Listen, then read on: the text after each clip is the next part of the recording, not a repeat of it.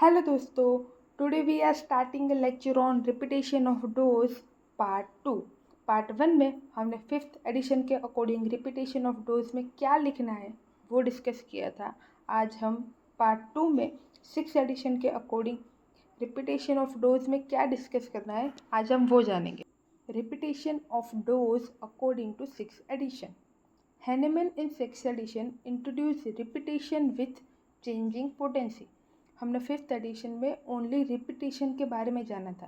Repetition में हमें कब मेडिसिन रिपीट करनी है, कब नहीं करनी, वो सब जाना था। बट सिक्स एडिशन में रिपीटेशन के साथ हमें चेंजिंग पोटेंसी के बारे में भी जानना है। उसके लिए टोटल 3 प्रिंसिपल दिए गए हैं। First, select the correct homoeopathic remedy. हमें करेक्ट होम्योपैथिक रेमेडी कब मिलेगी? जब हम केस में एक करेक्ट टोटालिटी ऑफ सिम्टम बनाएंगे। सेकेंड है highly dynamised medicine. Remedy should be administered in suitable potency, मतलब हम जो भी मेडिसिन दें एक परफेक्ट पोटेंसी के साथ दें। थर्ड प्रिंसिपल है repeat carefully. Dose repetition depend upon the patient response, मतलब पेशेंट के रिस्पॉन्स के आधार पर हम मेडिसिन रिपीट करेंगे। Mode of repetition of remedies, जिसमें हम एक्यूट डिसीज और क्रॉनिक डिसीज पर डिस्कस करेंगे। First, acute disease. रेमेडी में be repeat frequently according to intensity. Acute disease में सिम्टम की इंटेंसिटी ज़्यादा हो तो हम डोज को फ्रिक्वेंटली रिपीट कर सकते हैं, जबकि क्रॉनिक डिसीज में ऐसा नहीं होता। क्रॉनिक डिसीज में रिपीट एट इंटरवल ऑफ 14, 15 या 16 या 100 डे के बाद। Use of modified dose. Medicine में be dissolved in water and administered in small repeated dose. काफ़ी फिजिशियन क्रॉनिक डिसीज में मेडिसिन को वाटर के साथ डिजॉल्व करके देते हैं। Avoid repeating unchanged dose.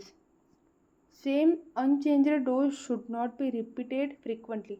हमें क्रॉनिक डिसीज में अनचेंज्ड मतलब एवरी टाइम 200 सी की पोटेंसी के साथ दिया हुआ डोज रिपीट नहीं करना है, हमें पोटेंसी चेंज करते रहना है।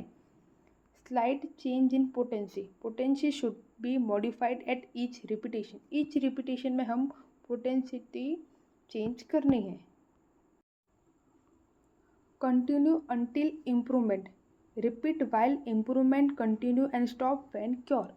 जब तक हमें क्योर नहीं मिलता तब तक हमें रिपीटेशन करते रहना है। If new symptom appear, reassess the prescription and select another remedy if require.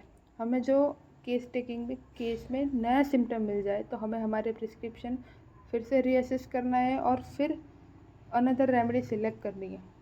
Stop and medicinal symptom.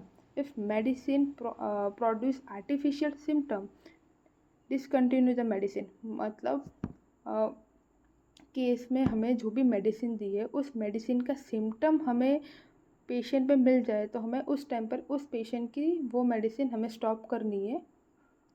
Antidote if needed. If medicinal effect become excessive, antidote major by Oscar. Every medicine में एक antidote होता ही है। अगर patient में medicinal symptom की effect ज़्यादा हो तो हम उस टाइम पर एंटीडोट यूज़ कर सकते हैं।